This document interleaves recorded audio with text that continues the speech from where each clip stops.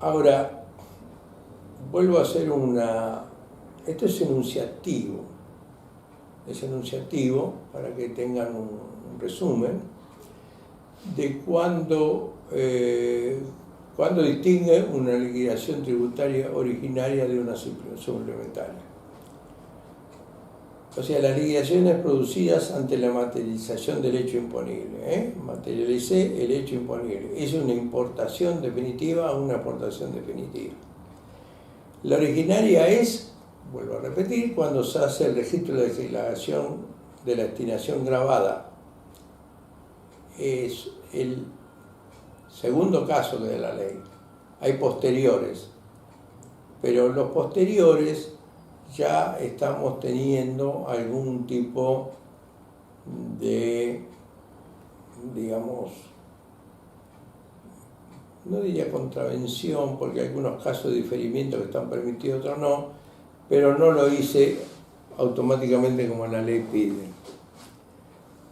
Después las suplementarias, que son aquellas que, como les decía antes, permiten al Estado reclamar algo porque entiende que no se extinguió la obligación tributaria total con el pago de lo debido, me van a aparecer, por ejemplo, puede dar la falta de pago del tributo, yo diría, la falta de pago originaria del tributo, ¿pero por qué? Porque yo ejercité un derecho de defensa e impugné la liquidación tributaria porque me parece que no es la adecuada, entonces no pagué el tributo originario.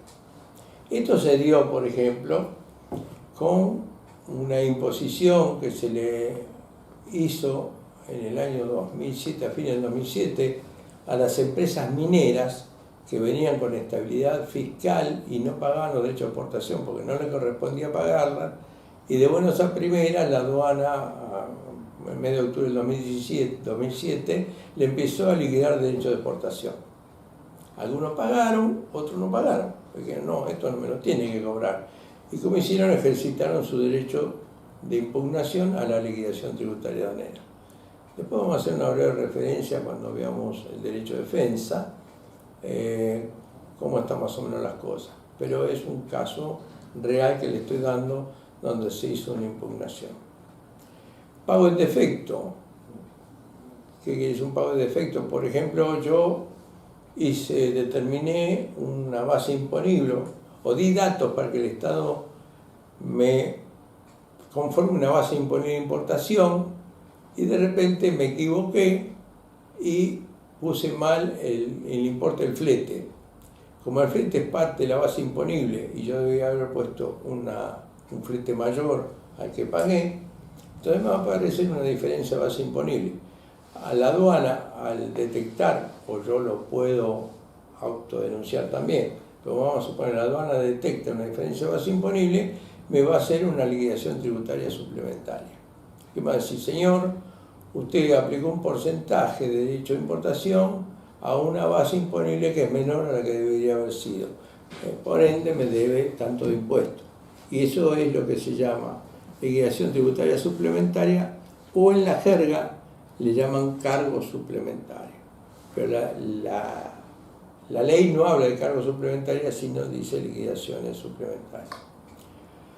Después puede ser que haya un pago de estímulo en exceso, o sea, los estímulos de exportación, como por ejemplo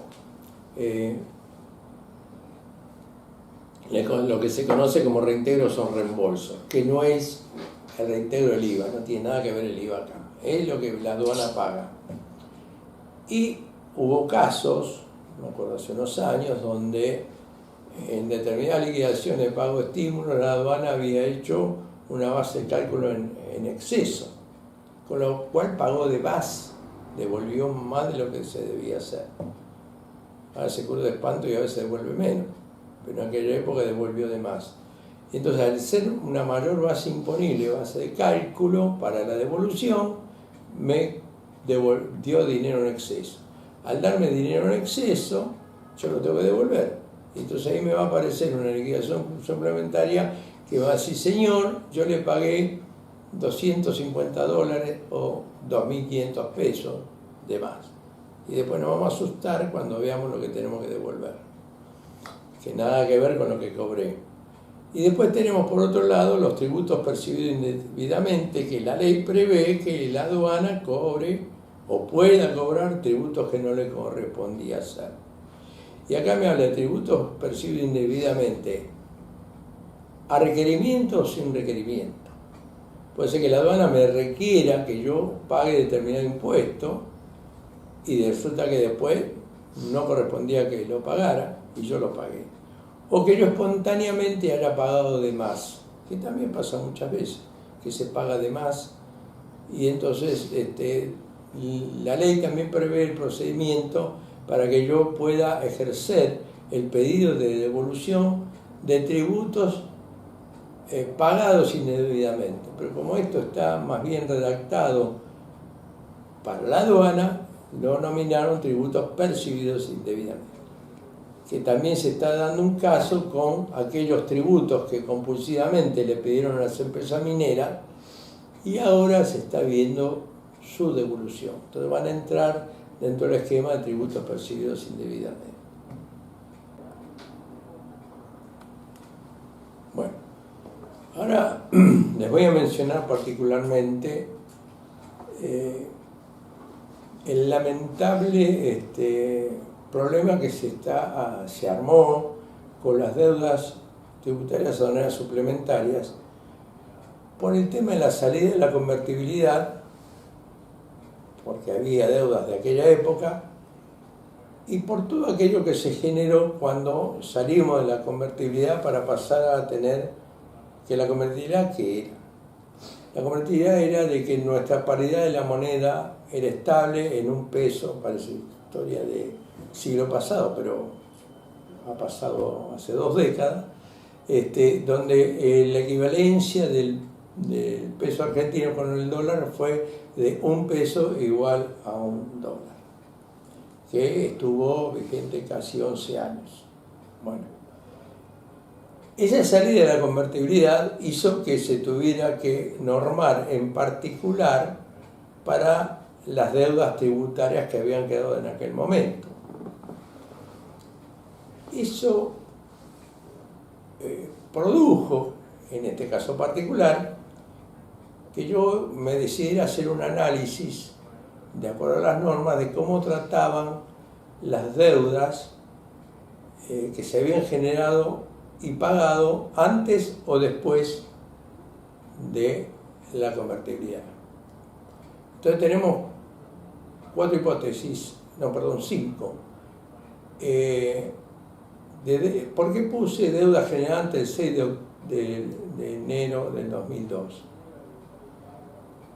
Porque las normas y la aduana le dan un tratamiento diferente a las deudas tributarias si éstas se produjeron antes del 6 de enero del 2002 o después.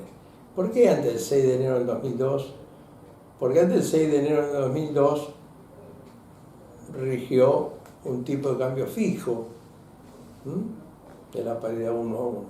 Y después del 6 de enero del 2002 ya se produjo el inicio de este tipo de cambio variable que estamos teniendo actualmente. Pero además, porque para las deudas contraídas por hechos imponibles generados después de la ley de la ley 25.561, o sea, del 6 de enero del 2002, las normas previeron que no se actualizaran esas deudas. Entonces yo ahora, en este caso, voy a hacer hincapié sobre las deudas contraídas por hechos imponibles generados después del 6 de enero del 2002, porque son las que más problemas están trayendo actualmente. No digo que no haya problemas con las otras, pero estas son las que más problemas están trayendo. Así que vamos a ver en particular eso. Bueno, acá en esta filmina, ¿qué pongo? Que vamos a hablar sobre las deudas tributarias aduaneras suplementarias que fueron contraídas después de la ley 25.561, o sea, después del 6 de enero del 2002. ¿Por qué? Porque para estas, acuérdense que suplementarias son porque yo quedé debiendo algo. Para esta la aduana aplica una resolución, que es la 3271 del 2012, donde me mantiene esa diferencia, en vez de especificarla, como dice la ley, al momento en que se produce el hecho imponible, no, me la mantiene en dólares. Está prohibido, pero me la mantiene en dólares. ¿Y qué hace? El día anterior al pago, con lo cual no tiene mucha importancia, no tiene mucho interés en que yo pague rápido, el día anterior al pago me la convierte en pesos, pero usando el tipo de cambio vigente al día anterior al pago. Supongamos, yo contraje una deuda porque impugné, porque no me correspondía el derecho, de importación o exportación a pagar, o porque me detectó una diferencia en la base imponible en febrero del 2002. Bueno, entonces me detectó de ese hecho imponible en febrero del 2002 una deuda que a lo mejor me la comunicó hace un año atrás, o medio año atrás, o me interrumpió la prescripción pidiéndome datos complementarios.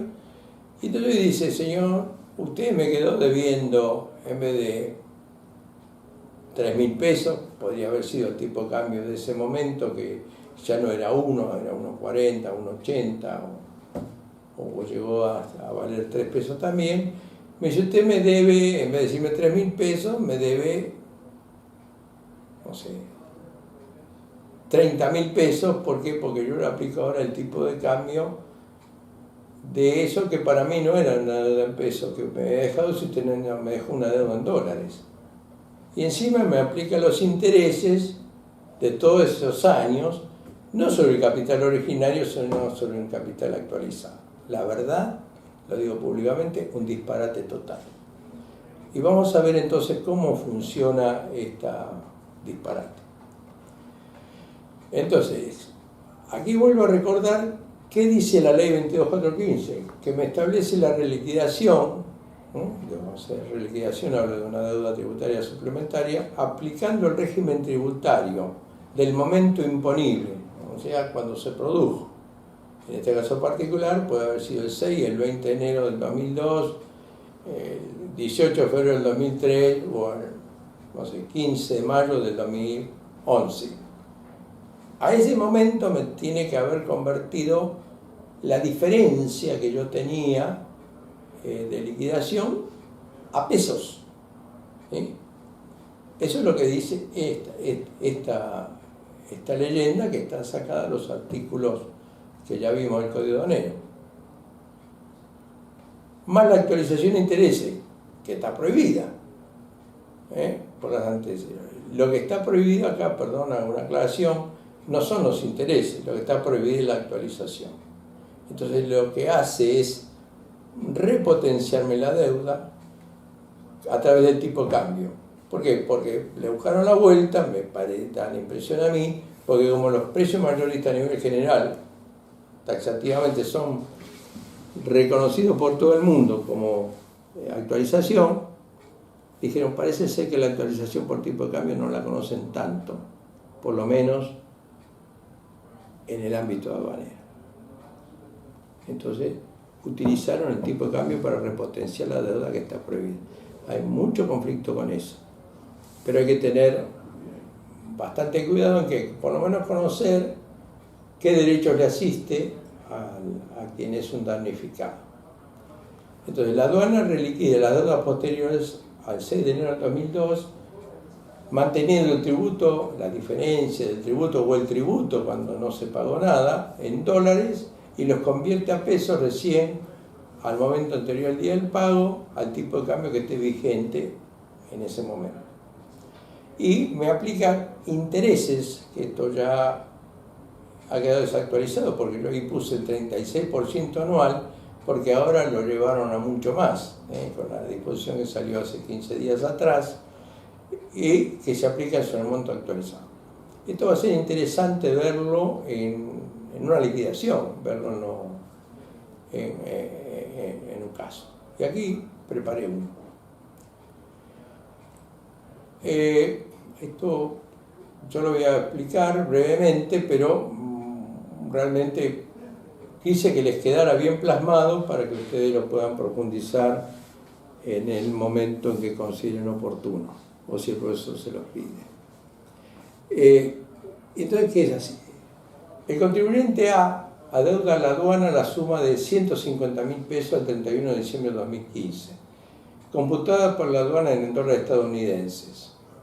En realidad, de acuerdo a la modalidad liquidatoria, la deuda se muestra en dólares, pero la ley dice que se tiene que especificar, y entonces eran 10.000 dólares, que en ese momento debía ser tipo de cambio 15, y eran 150.000 pesos. Supongamos que yo impugné un derecho de exportación que me querían cobrar por 10.000 dólares porque entiendo que no me corresponde, porque tengo una exención. Entonces ahí quedó esa deuda mientras yo litigo. Me salió el fallo desfavorable del Tribunal Fiscal de la Nación en primera instancia. Les recuerdo que el Tribunal Fiscal de la Nación es un tribunal administrativo que depende del Ministerio de Economía, pero que tiene, en este caso particular de las obligaciones tributarias aduaneras, injerencia obligatoria de tener que recurrirla frente a él. Acá hay algo también para destacar, que en los próximos cursos que hagamos yo voy a profundizar, que es que si yo contraigo una deuda tributaria con la DGI, tengo la opción de ir al Tribunal Fiscal de la Nación o de recurrir a la justicia ordinaria. En el caso del Código Aduanero, no tengo esa opción cuando es una deuda tributaria aduanera. Debo ir obligatoriamente al Tribunal Fiscal de la Nación. El Tribunal Fiscal de la Nación es el primer escalón de los que supuestamente se tienen que recorrer para poder decir esto es una sentencia firme. Lamentablemente, las liquidaciones tributarias del Tribunal Fiscal de la Nación permiten que la aduana pueda empezar a ejercer su derecho de cobro en materia aduanera. Con lo cual, todavía no empecé totalmente a defenderme y ya tengo un cobro compulsivo que hacer. No está bien. ¿Y qué me dice? Que el 28 de febrero del 2019, por un fallo desfavorable del Tribunal Fiscal de la Nación, me condena a pagar. Yo igual puedo ejercer mi derecho de defensa frente a, en ese caso particular, a la Cámara Contencioso Administrativo. Todavía tengo esa opción, pero ya fui condenado por la aduana. La tasa de interés resarcitorio es el 36% anual o equivalente al 10% diario. Y en este momento tengo que la relación dólar a peso, sí, acá está, el 31 de diciembre del 2015 es que un dólar equivalente a 15 pesos. Y que al 28 de febrero del 2019, cuando se produce esta sentencia desfavorable, y yo estoy dispuesto a pagarla porque es el tipo de cambio del día anterior al pago, el tipo de cambio que rige es 39,20. Entonces ahí les muestro la liquidación de la deuda que realiza la DGI. La DGI me realiza que de capital adeudado yo estoy debiendo 392.000 pesos y que los intereses adeudados son 446.000 pesos. ¿Por qué? Porque me computa el 113,90% de intereses acumulados sobre la deuda actualizada o capital actualizado, que son 392.000 pesos.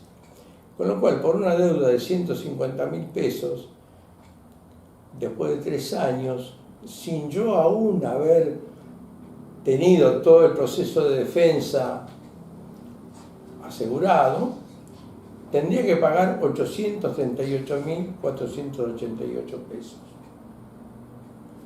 créame que el crecimiento de la deuda, como se debería hacer originariamente, fue de 559%. Después creo que hay otro ejercicio que no vamos a poder corroborar. Pero fíjense que tuve en 3 años un crecimiento de deuda de 559%. ¿A quién le va a quedar ganas de defenderse? Pero si no me quedan ganas de defenderse, ¿qué puedo hacer para defenderme cuando me tengo que defender? Bueno, esto hay que cambiarlo. Simplemente cumplir con la ley. Porque no puede ser que una norma de menor rango, como es una disposición de la AFIP, se contraponga a leyes sancionadas por el Congreso. Y sobre todo la ley 23928 y la ley 25561 son leyes de orden público, igual que se le dio esa característica al decreto 214. Vamos a ver otra situación también. Si yo en vez de ser un deudor de la aduana, fuera un deudor de la DGI, fíjense cómo sale la liquidación. El capital adeudado sigue siendo 150.000 pesos, los intereses adeudados son 170.000 pesos, porque aplicando el 3%, y el total de la deuda serían 320.850 pesos. La deuda creció en 3 años 213,90%. Comparo las dos, que por una razón de espacio acá no las puedo poner, pero se pueden fijar con la exposición anterior, con la filmina anterior. La diferencia entre ambas deudas en montos absolutos son 517.638 pesos, o en porcentaje 345,10% de ambas liquidaciones en contra del deudor aduanero. Es, la verdad, una cosa inentendible. Es inentendible cómo esto se puede manejar de esta forma. Con lo cual hasta tira por tierra nuestra Constitución Nacional, que habla del derecho de igualdad frente a las cargas públicas. Yo soy un contribuyente de la AFIP y dependiendo de lo que deba me encuentro con un monto u otro. Claro. Yo me recuerdo de este hombre que al principio me pasó lo mismo, no sé si abría tanto los ojos, pero ahora medio que me acostumbré y lo que hizo que se fue volar un poco el cabello, tratar de luchar contra esto, pero esto le puede pasar a cualquiera que lo... Bueno. Entonces, vuelvo a reiterar lo mismo, disculpenme, sea tan reiterativo, pero quiero que esto sea muy tenido en cuenta. La aduana aplica para las deudas tributarias suplementarias contraídas por hecho imponible generado después del 6 de enero del 2002, esta resolución en la cual me mantiene actualizado la deuda por el tipo de cambio del dólar con el peso, con más intereses sobre el capital actualizado.